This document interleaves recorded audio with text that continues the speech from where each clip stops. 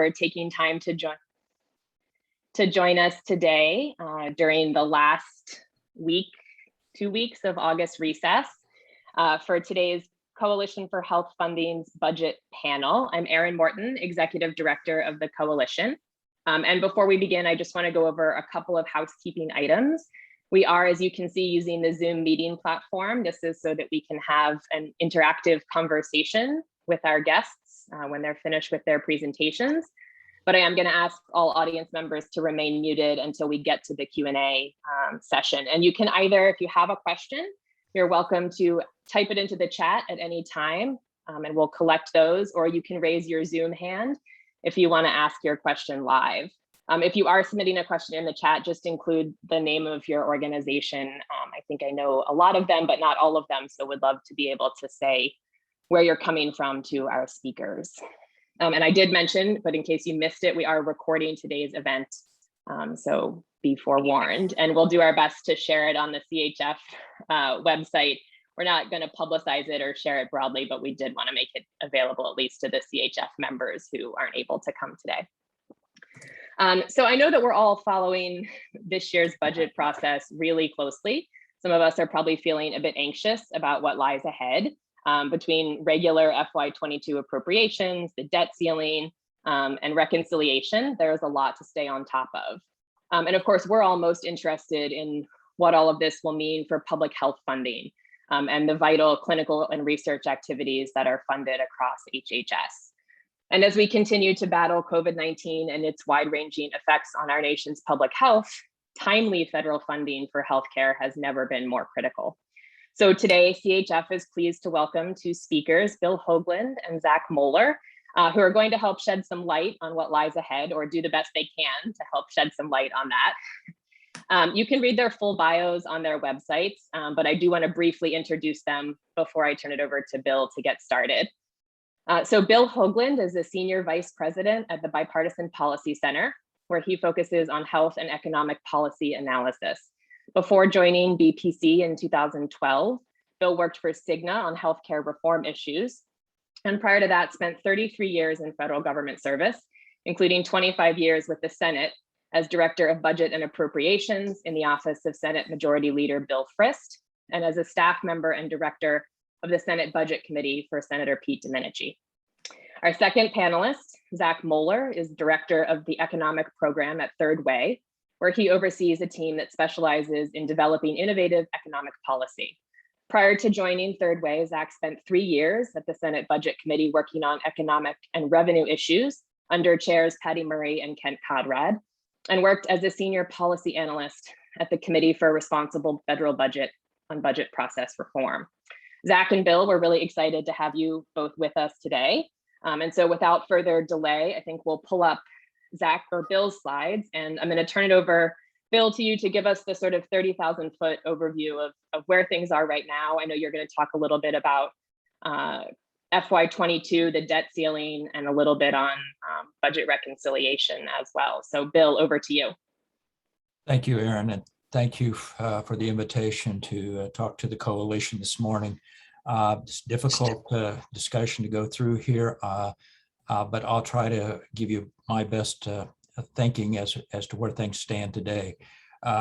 First of all, this little slide here, I understand you've had a brief on the budget process, and so I'll skip over this rather quickly, but the bottom line is that for fiscal year 22 that begins here in about a month on October the 1st, both the House and the Senate now have adopted a budget blueprint, a budget resolution S-Con-Res 14. The Senate did it back before they left for the August recess back on August the 11th, I believe it was. Very partisan, 50-49, one Republican was out for a funeral, so it didn't matter. Had it been 50-50, of course, it would have been broken with the vice president and it still would have passed. Comes over to the House, and a week ago today, after much struggle, back and forth, Speaker Pelosi essentially, and for this old budgeteer here, I don't like the way it was done, but it was adopted in the form of a rule. And again, extremely partisan. uh, 220 Democrats, no Republicans supporting.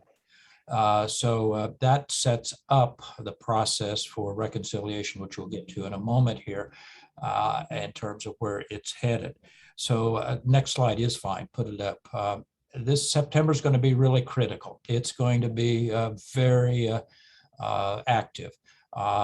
First of all, you should know late today at about 3 o'clock, I'm told, or first thing tomorrow morning, there will be a release from late. It's usually due on April the 1st, called the Social Security Medicare Trustees Report.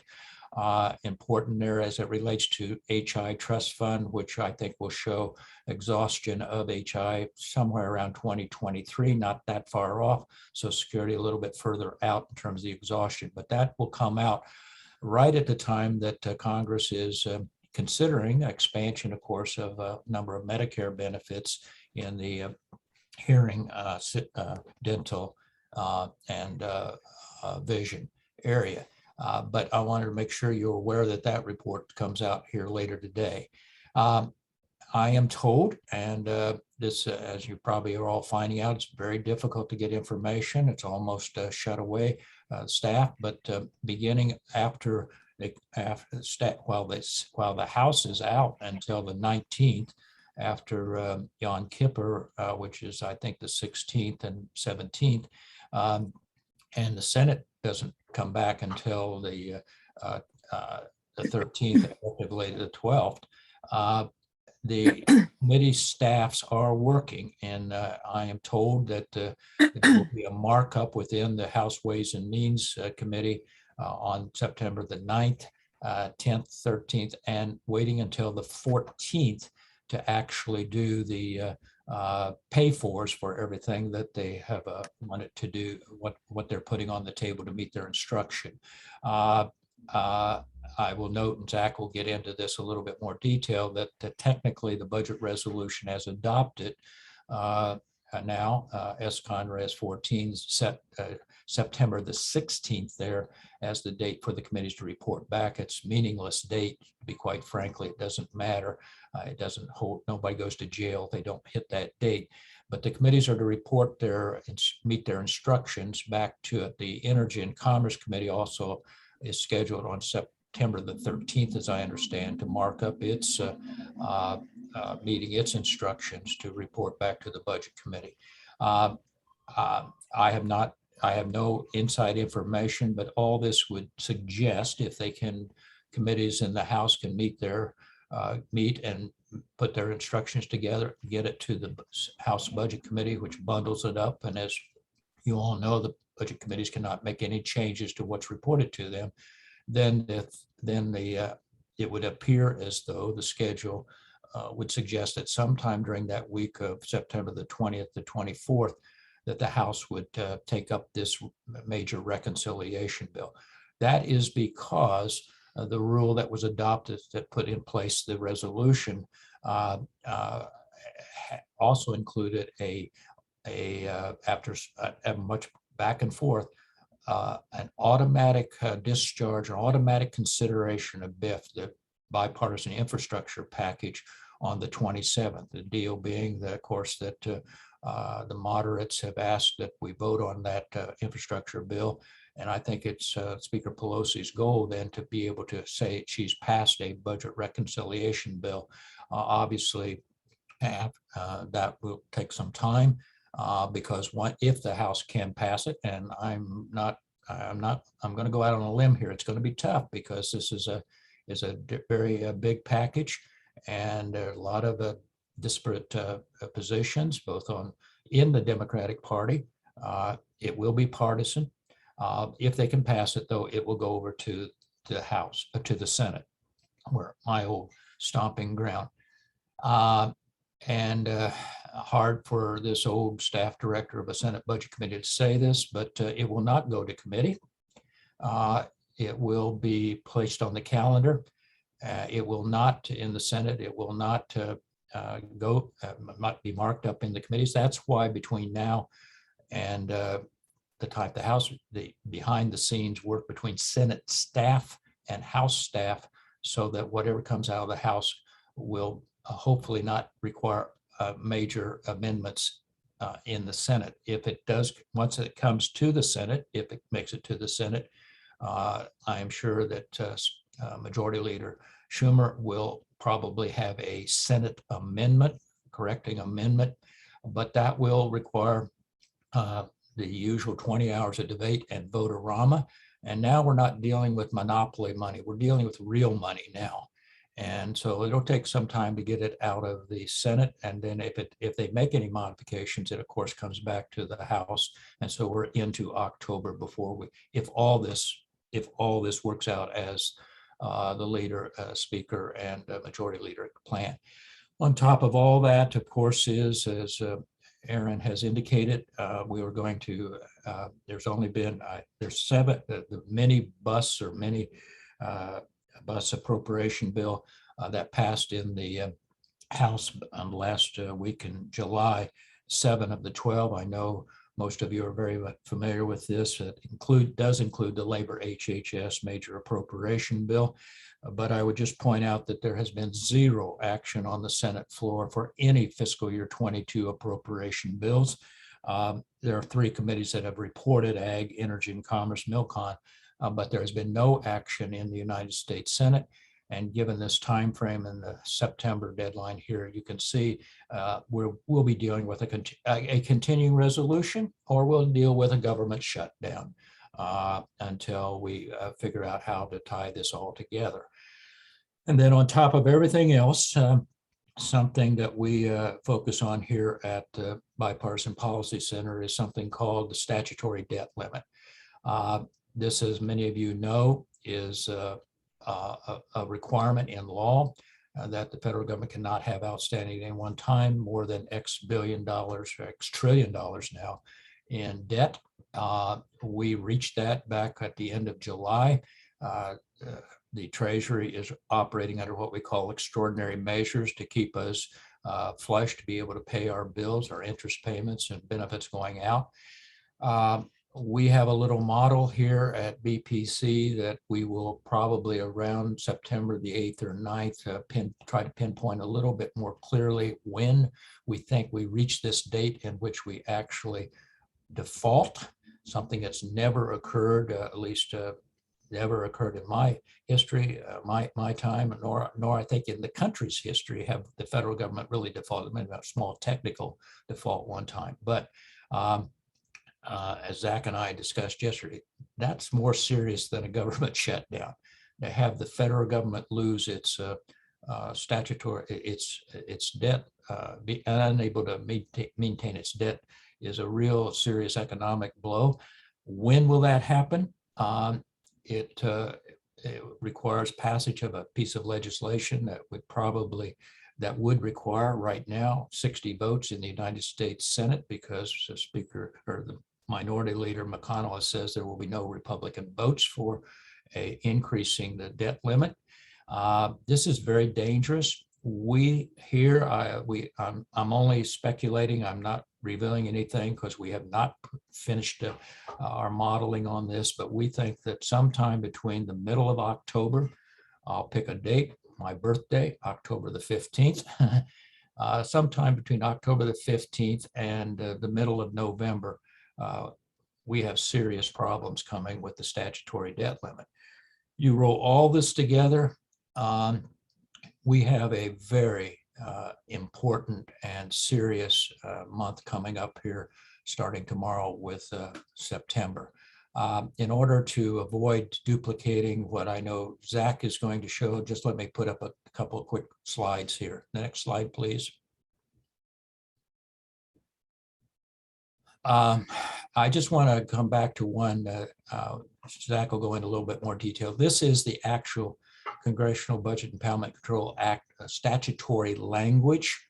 And I want to highlight there are 3 things that you can do in reconciliation according to the law. And this first one is budget authority, entitlement authority, credit authority. That's all spending authority. You can make changes of laws within the jurisdictions of that committee, and I highlight changes. Doesn't say increase, doesn't say decrease, it just says changes. You can make changes in revenues, increases or decreases, or you can make changes in the statutory debt limit. I personally think the leadership made a mistake. Try to be bipartisan here. I work for Republicans, but I think they made a mistake by not including in this budget resolution a reconciliation of the statutory debt limit, because as you all know, if you can go through this process and get a reconciliation bill, you do not face the 60-vote filibuster in the United States Senate. I'll skip quickly because, again, I think Zach's going to go into a little more detail. The next slide, please. And this is the one that causes all kinds of consternation for, I know, all of you. I'm one of those who still believes, unfortunately, ladies and gentlemen, I still think debt and deficits matter. I know Zach does too, in a certain way, but I will say that Mr. Byrd, who is the author of one of the authors of the Congressional Budget Impoundment Control Act that set up this whole process. In 1980, we had an issue on the floor of the United States Senate. Senator Howard Baker, one of the founders here at the Bipartisan Policy Center, and Senator Byrd, who I think was majority leader at that time, said, well, in 1980, it would have been Majority Leader Howard Baker. A committee had been instructed to make some changes in laws within its jurisdiction. I believe it was a Commerce Committee, and that committee figured it out pretty quickly. Oh, wait, if we report these changes, Budget Committee can't make any changes to what we report to them, and they have to report it out on the Senate floor. And it's a fast track, no filibuster involved. And with simple majority, I have this little problem. I've been having difficulty getting across the Senate floor. I think it was Senator Fritz Hollings, and it may have something to do with trade legislation. I'm just going to stick that into the budget reconciliation bill. It came to, as he figured, it came to the floor. He figured that out. Wait a minute, Senator Majority Leader Baker and Senator Byrd said, wait a minute, that's not what this Budget Act was sent up to do. And out of it came, at that time, a gentleman, ladies agreement on procedures and points of order that are provisions, later codified into actual act. And those are the 1, 2, 3, 4, 5, 6 provisions here, that the provision has to have a change in outlays or revenues. Again, I would have argued it should have been a reduction in outlays or a increase in revenues, but both Republicans and Democrats have violated that. But a change, whatever the provision, it has to change outlays. It has to be within the committee's jurisdiction. It cannot produce outlays beyond the window of reconciliation, which this year is 10 years again. It doesn't have to be 10 years, it could be less than that. And you can't make any changes to Social Security. But the one that's most difficult and the one you'll find very hard to get into is that 113.13b 1D, which is, does that provision, yeah, it may have some budgetary impact. Let's think of minimum wage. But is that merely incidental to the overall objectives of having a fiscal impact? Tough call for the parliamentarian. Parliamentarians hate this process, I can assure you, puts them in a bad situation. But the important point here is if anybody sees violations here in any of the provisions that are reported in that reconciliation, any United States senator can stand up and say, Mr. President, provision XYZ violates section 1313B1A or whatever of the Budget Act. I raise a point of order. Unless that is waived with 60 votes, it is surgically removed from the reconciliation bill. So this is really a Senate provision. It applies to that conference report coming from the House. Don't think of this as just a House issue. This is a Senate issue also.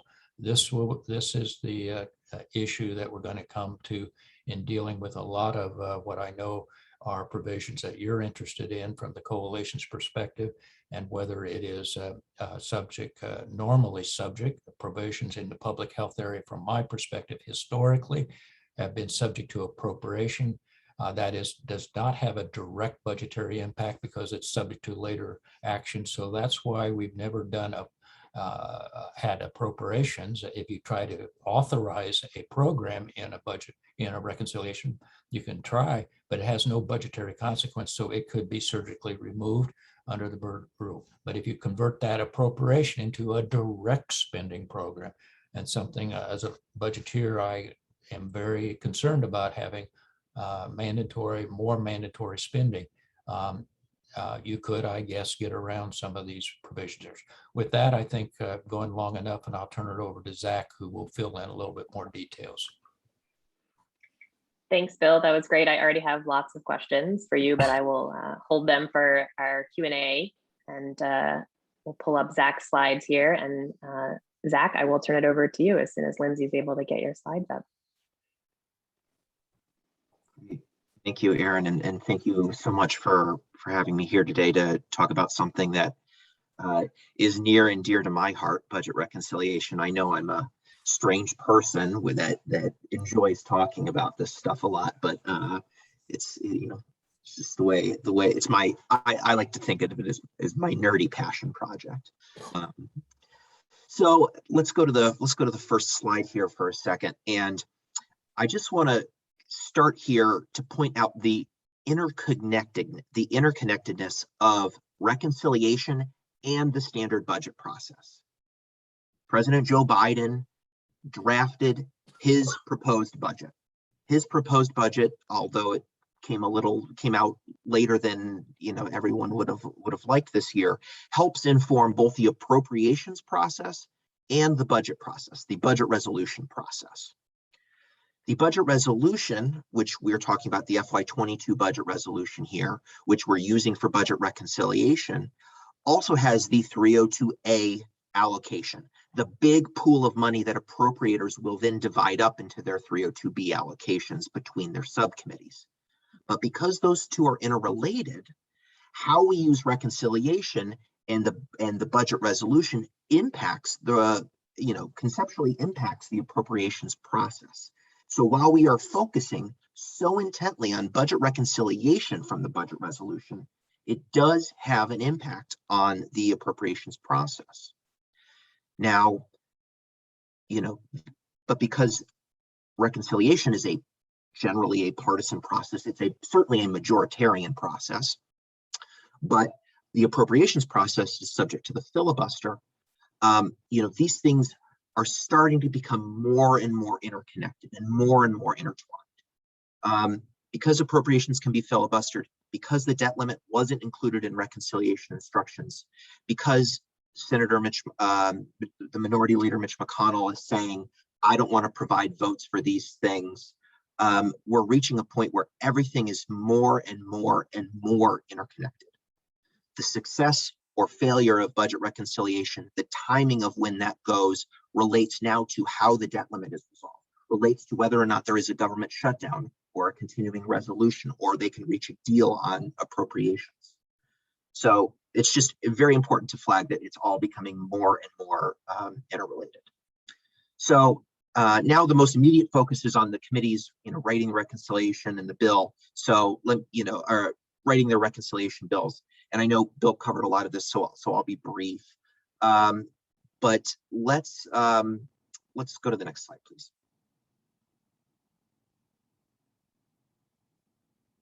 So, reconciliation instructions exist in the budget resolution, and they are very, very plain. They identify only three things: a committee, a dollar amount of change over a given time frame, and then a date by which the committee must report the legislation.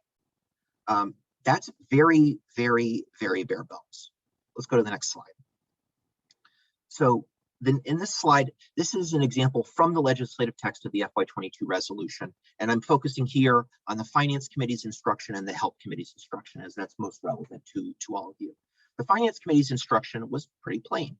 It was given an instruction to decrease the deficit by no less than $1 billion over a 10-year fiscal period. The Senate Health Committee was given an instruction to increase the deficit by not more than 726 odd billion over that same fiscal year period. These are the direct instructions that are available for the committees to craft their legislation. Because finance's instruction is deficit reducing, So if finance does anything on taxes, whether that's increasing or decreasing revenues by expanding the child tax credit or making changes to Medicare or Medicaid, they will have to find their own savings. The Help Committee, on the other hand, was given a big budget, but not really much guidance for finding their own pay for it. But there's not a lot of details here. Can I go to the next slide? But this isn't the FY22 budget resolution. This is the publicly available memo from Senate Democratic leadership and the Budget Committee to the Democratic senators. This is what they say they want to do, and I've just selected some of the things from the Help Committee jurisdiction, as you can see highlighted here, that are relevant to you all. But to use a football metaphor, if the reconciliation instructions are the rules in which you play a game of football, this sort of the policies that Democrats keep talking about that are in budget reconciliation, that's not the rules of the game. That's the playbook that they are going to try to run when they are marking up the legislation and putting it on the floor. But as you know, not necessarily every single play in a playbook can get used in every single game. And so at the end of the day, we may not see all of these things. We may see things that are not necessarily in the playbook. We may see a broken play and something else ending up in a final bill. So I just wanted to just flag that all these things that are talked about as being included do not have to be included at the end of the day. At the end of the day, it is the reconciliation instruction that has to be followed, and then the rules related to the budget process that have to be followed. So let's talk a little bit more about the rules of the game. Next slide, please. So, we know the House will mark up their reconciliation bills in their committees, and then it will go to the Budget Committee, and then it will go to the Rules Committee to kind of come to the floor, very much like how a normal bill goes through the House these days. So the interest and the tricky stuff, excluding the politics, because politics is very tricky and that is going to be a tricky process. The tricky stuff is really on the Senate side. The rules are really on the Senate side. So we know the reconciliation bills deal with spending, revenue, and the debt limit. Instructions to the committees must be followed. On the Senate floor, there will be time limit considerations of 20 hours, and then we go into the vote-a-rama, which is a very painful process. And then also flagging, on the Senate floor, amendments must be germane. Amendments are not allowed to increase the deficit unless you are just moving to strike a provision. So if you had a pay for that was a tax increase, you could strike it and that could increase the deficit, but you wouldn't be able to decrease the size of the tax increase. You could only strike the whole tax increase. And then, they're still subject to the Byrd rules. Next slide, please. So Bill touched on the Byrd rules.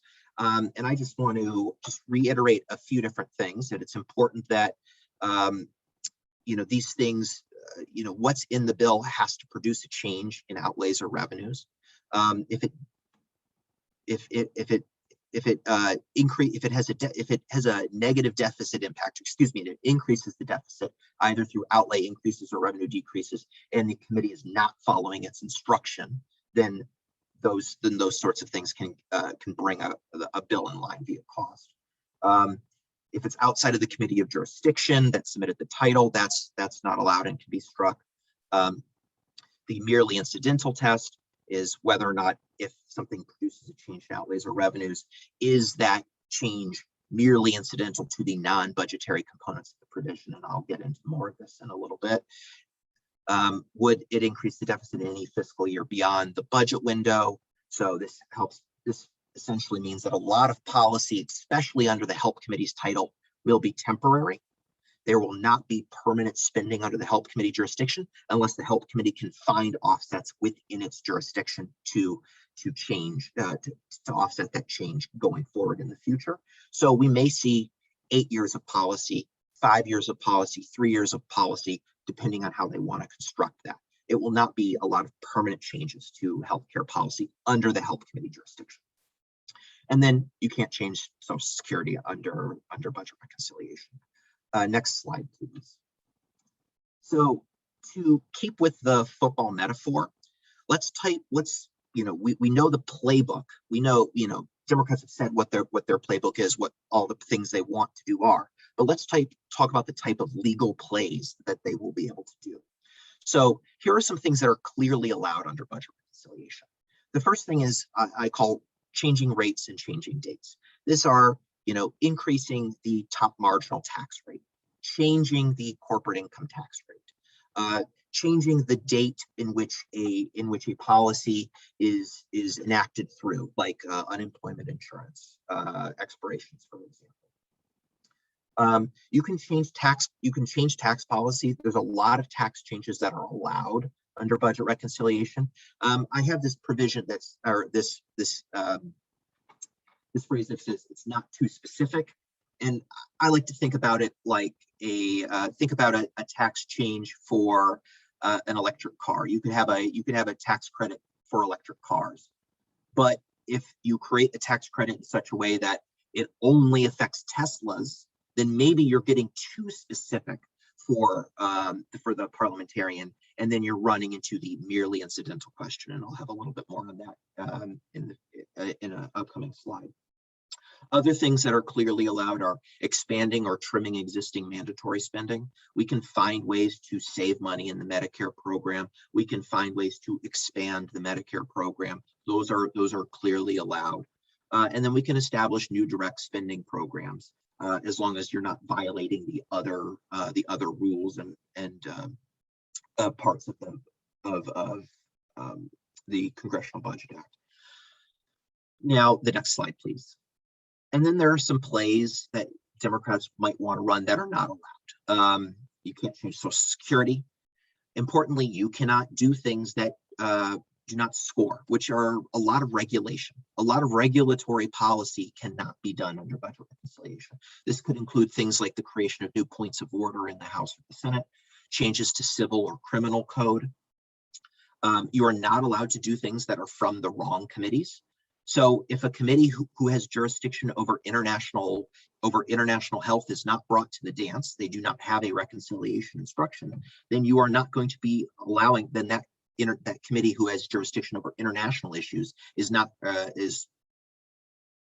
that means that international issues are not going to be able to be done under budget reconciliation. And then also what is clearly not allowed are long-term deficit increases. So this goes back to the temporary policies. So let's talk about everything else in between, and there is a lot, and this is a lot of gray area, and I'm talking in kind of generalities here, and hopefully we can get more into it in the conversation. So next slide, please. So let me just talk about the merely incidental test and everything in between. This picture here, this woman on the right, this is Elizabeth McDonough, who is the current Senate parliamentarian and is the person who is making rulings and providing guidance to the senators and the president of the Senate in the chair. She's doing the best job she can. It is not an easy job she has. She is a professional in representing the entire Senate. She's not just representing the majority and representing their interests. It is representing the legacy of the United States Senate. She is providing these rulings and giving guidance based on established precedent. What has previously been determined to be merely, what types of changes have been determined to be merely incidental in the past? So, Bill mentioned the change in the minimum wage. While we are not 100% sure that merely incidental was the cause for that minimum wage change to be dropped, if you're changing outside policy, how the private sector interacts with itself, and then that happens to have a budgetary change, that is something that has previously been deemed merely incidental. So that's why it's really about making the case.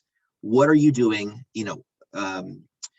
Is what you are trying to propose, is what you are trying to do and enact change about a spending or revenue change? Is it a budgetary change? That argument is tough to do and can cause a lot of creativity, is probably a very nice way to say it in the drafting process, because you may be interacting with the parliamentarian and the way you want to do something is not not necessarily allowed. So you find another way to do it, a more clever way to craft it. Maybe you put too much direction on how you were going to spend this money, and then you have to kind of cut out some of the direction and hope that the agency that is using this funds or the state that is receiving this funds are going to use it in the way that you would like it. So some edge case examples that are generally interesting here. Single targets are generally not allowed. So when Republicans were trying to repeal and replace the Affordable Care Act with the FY17 budget resolution, this was the first attempt at reconciliation under President Trump. Republicans wanted to defund Planned Parenthood, but they set the threshold of defunding in such a way that only Planned Parenthood clinics were affected.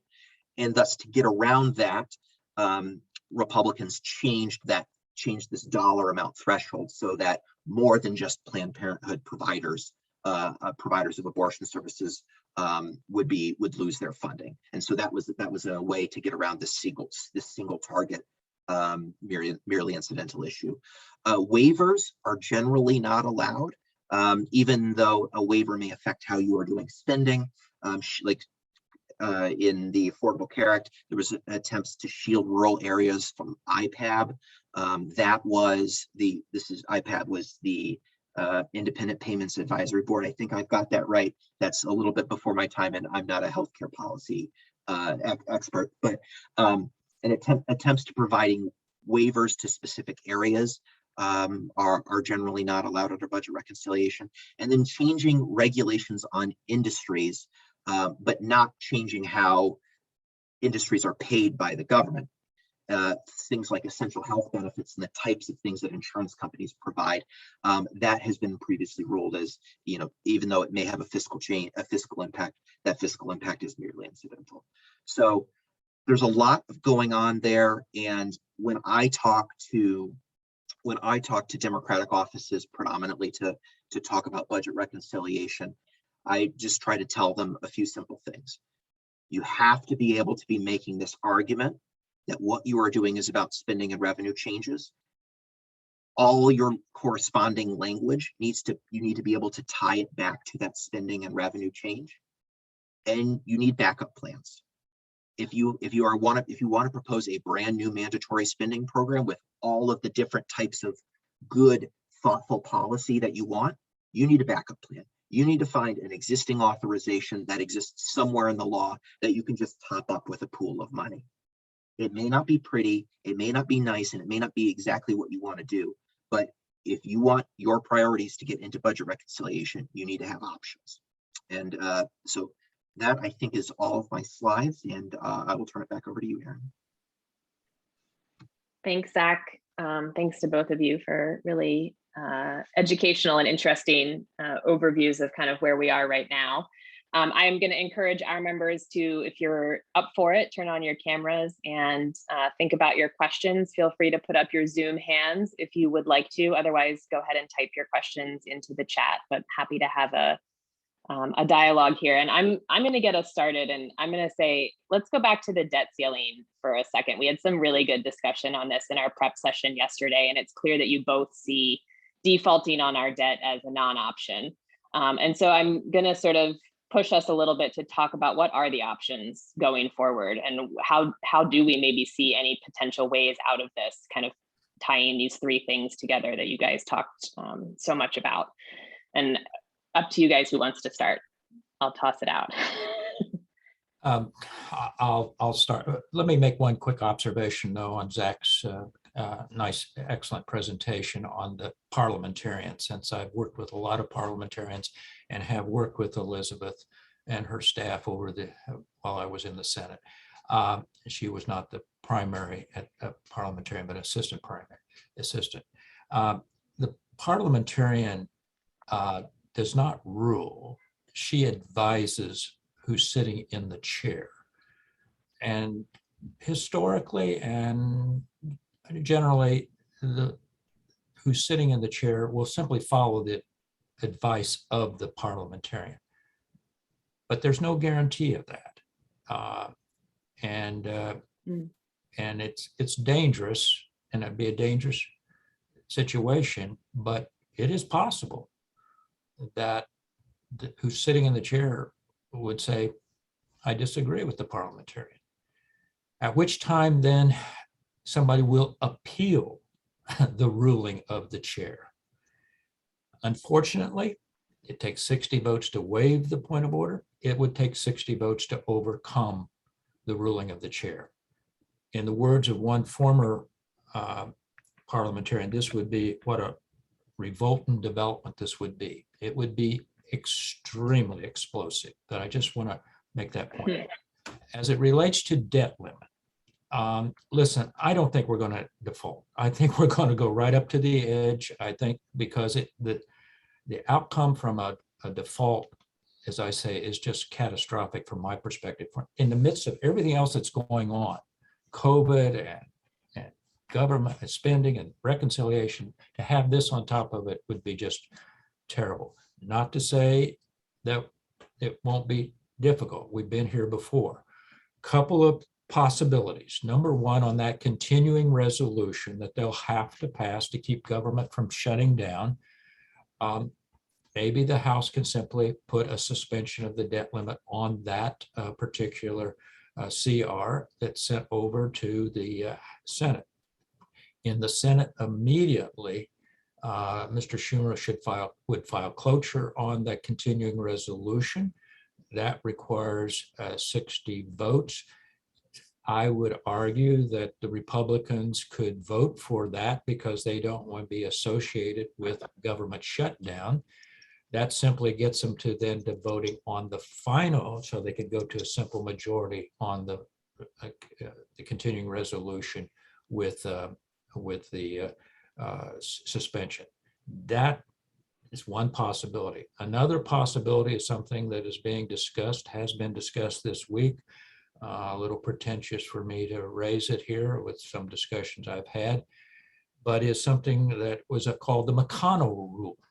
And the McConnell rule was a proposal, when we've hit this before, where the president would submit a request a resolution for suspending the debt to a certain day, and Congress could pass a disapproval resolution or approve the resolution. And if it's a disapproval resolution, which Republicans would vote for because that's what McConnell says we're not for, then the president could veto that disapproval resolution, and that then would require 2/3 votes, and that's another way around it. Or we could have stretch this thing out while we have, once again, like we did in 2011, a come to Jesus moment, I guess you would say, where we have a big cabal over a grand bargain of some sort that takes in reconciliation, debt limit, and appropriations in one big exercise of some sort of a grand agreement here in November and December. I don't know where this is going, honest, Aaron, but I pray to God that we are not in a situation where we actually have a default. And then I'll just add on to Bill's point. There is another path to dealing with the debt limit here, and that would be revising the budget resolution to re-put in a reconciliation instruction for the debt limit. That is its own process. It would be painful because Democrats would have to kind of go through a vote-a-rama again to do this, but you can revise it and go and kind of bring it back into the process, especially if we haven't already dealt with the full reconciliation bill. And then at that time, the reconciliation bill for the debt limit could be passed separately as its own bill, or it could be included in the giant budget reconciliation package. That's helpful. So we have, and I'm going to read, Melanie, your question. I actually think this is a great one, great question. So if we're looking back at budget reconciliation, question about how the Affordable Care Act got around the 10-year budget impact when it was enacted as part of reconciliation. I want to be very clear about this one. The Patients Protection Affordable Care Act did not pass by reconciliation. I'll come back. It passed in the United States Senate with 60 votes on Christmas Eve 2009. There were 60 Democrats that supported it. It went over to the House. The House was on recess until the beginning of the next session. There was a special election in Massachusetts that changed the seat of the deceased Senator Ted Kennedy. That became a Republican seat. Now there's 59 Democrats in the Senate. Mrs. Pelosi made a critical decision at that particular point. If we make any changes to what the Senate has sent to us on what they passed on the Christmas Eve of 2009, it will go back to the Senate and it will die because there won't be 60 votes. Therefore, we will simply pass what was in the House and send it in the Senate and send it to the president. Yes, there was an opportunity for a small reconciliation bill to make tweaks in what was in that Patient Protection Affordable Care Act. And that was, I guess, necessary to get the final votes to just pass the Patient Protection Affordable Care Act straight. But it was, the two were completely separate. And in fact, I always go back to I hate to do this, Zach, but I carry around with me in an old gray piece of paper, a dear colleague letter. Dear colleague, April 2nd, 2009. I oppose using budget reconciliation process to pass healthcare reform and climate change legislation. Such a proposal would violate the intent and spirit of the budget process and do serious injury to the constitutional role of the Senate. It goes on. That's Robert C. Byrd, one of the authors of this act, just for the record. The other thing to note is, the healthcare reconciliation bill, anything in it that had permanent changes were permanently paid for. And that is the important thing. You can make permanent change under budget reconciliation, but it just has to be paid for in every single year outside of the budget window. So it's entirely possible that we could see permanent policy change that's under the Finance Committee's jurisdiction, right? If the Finance Committee wanted to raise the top marginal tax rate or raise the top corporate tax rate and have a corresponding dollar for dollar tax cut somewhere else, that could be done on a permanent basis, but it has to be paid for. So anything permanent must be paid for. Good. Another question on kind of the process and order of operations here. So what do you think are the odds of the various bills that we've got to deal with? The infrastructure package, which we haven't really talked that much about, reconciliation, appropriations, minibus, debt limit, passing in sequence over the next 3 months versus us seeing a CR, a short-term debt limit increase, and then mega packages in December to address the outstanding items. Yeah, this is a really good point. Sorry, Bill. Let me just go first here on this one. I have a lot of thoughts on the timing. At the end of the day, there is no deadline on the reconciliation bill. There's some soft deadlines, but there is no action forcing moment on reconciliation. There's an action forcing moment on appropriations and funding the government. The government will shut down on October 1 unless there's a CR or appropriations. There's an action forcing moment on the debt limit, the X date, as Bill has talked about and his organization is helping us do. There is none of that for reconciliation. So it is entirely possible that we could see reconciliation kind of come together and then just wait until everything else is kind of cleared. Now, the longer any bill sits out there waiting is incredibly dangerous for its future prospects, but that is entirely a possibility. I think the latter, not the former that you outlined, Aaron. I think it's much more likely that we're talking about some sort of a suspension of the debt limit, some sort of a continuing resolution with a mega bill at the end of around the end of December. I will say that there are provisions in that was in the president's proposal, the American Recovery Plan back in the spring, that expire here at the end of December, such as the child tax credits. And I think that there'll be a lot of pressure not to carry reconciliation on into the second session of the 117th Congress. So I still think that that we're looking at some sort of an omnibus action here. I'm not there yet. Let me go back on one other issue. You've asked about the BIF, the bipartisan infrastructure package. This one's very curious to me, and I'll go out on a limb here. Listen, as I understand, when the rule was agreed to roll the requirement that there be a discharge, that there would be a vote on September the 27th on the infrastructure package. Before the rule was modified, because initially it was simply, it was the House, it was a sense of the House that there would be a vote. Moderates said, no, wait a minute. We want a vote on September the 27th. That's and so the progressives who have been arguing, we need to pass reconciliation. Well, that's why I believe that to get the votes for the infrastructure package on the 27th, that Mrs. Pelosi is going to have to really crank it out and get that reconciliation bill done in that week that I said, the week of the 20th to 24th, right before that Monday on the 27th. Otherwise, she may not have the progressives to vote for the on the 27th for the mandatory vote on the infrastructure package.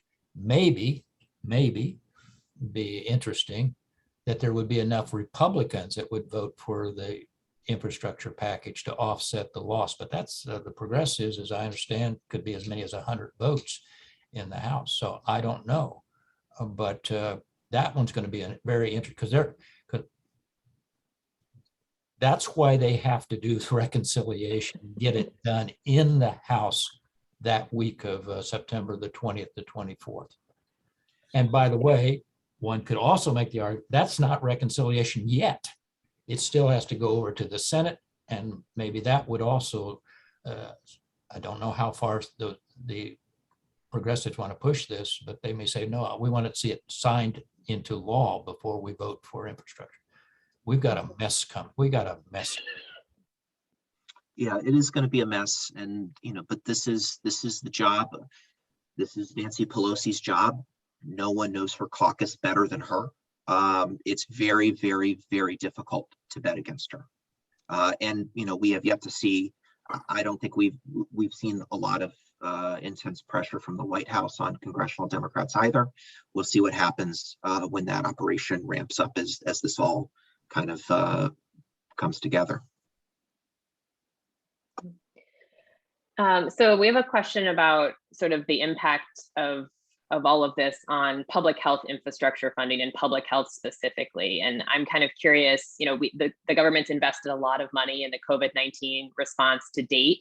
I'm wondering if we could talk a little bit about how that crisis and that spending kind of has impacted any outlook for further investments in public health infrastructure. Many of the folks in the coalition have been closely following the president's proposed $30 billion for public health preparedness and trying to figure out where it's headed in terms of a possible reconciliation package. But wondering if you guys can comment just a little bit on that, on the public health side of reconciliation. I'll just, Zach, I'll just take a shot at this. First of all, when I've looked it through and I haven't done it, and I'm sure that members of the coalition have looked at it much more carefully than I have. When I've looked at the House Pass Labor Health and Human Services legislation appropriation, there is increases in there on public health, both in workforce as well as infrastructure. I think it's claims to be $1 billion increase in infrastructure, or in new flexibility funding the public health infrastructure package. BPC, as we put out, I see Hannah Martin there will remember, we just put out a report back in June where we said that we should expand rather dramatically public health. I think the one lesson that comes out, there's a heightened appreciation clearly for the critical role that public health plays now as a result of COVID. So I think there will be increases in spending. The question I have is, and this goes back to where the budget and appropriations, whether this should be done through the appropriation process or through mandatory direct spending. And as Zach pointed out in the review of at least the Senate Democrats, there was one on that wish list, that game plan, I guess, Zach, as you referred to it as, pandemic preparedness and that, which I consider health equity investments in private. I think there is a likelihood that there will be some form of increase to the extent we get it all the way through. And we haven't even talked about the fact that we may not, I don't think it's going to be a $3.5 trillion package if it makes it at all through.